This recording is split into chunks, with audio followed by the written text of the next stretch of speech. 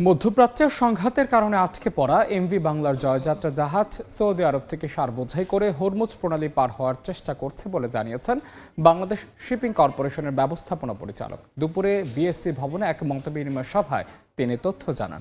এর আগে হরমুজ প্রণালী দিয়ে বের হওয়ার চেষ্টা করলেও বিভিন্ন জায়গায় ক্ষেপণাস্ত্র নিক্ষেপের কারণে বাংলার জয়যাত্রা শারজায় গিয়ে নোঙর করেছিল। পরে গন্তব্য পরিবর্তন করে নিরাপদে হরমুজ পার হওয়ার চেষ্টা করছে জাহাজটি। আগামী 2 থেকে 3 মাসের মধ্যে নতুন 3টি জাহাজ বিএসসির বহরে যুক্ত হবে বলেও জানানো হয় সভায়। এই জাহাজটা যখন শারজা থেকে স্ট্রেট অফ হরমুজের 60 মাইল আগে থেকে রাসেল আল খাইর নামে যে জায়গাটা খাইম নামে জায়গা আছে ওইখানে ওকে অ্যাঙ্কর করানোর পরে বললাম অবজার্ভ করো। তখন দেখলো যে প্রচুর মিসাইল এনকাউন্টার হচ্ছে, প্লাস ইউএই কোস্টগার্ড এসে বললো তুমি এখানে কোনোভাবে থাকতে পারবে না, you may be hit my missile. তখন জাহাজকে নিয়ে এসে শারজায় প্লেস করলাম।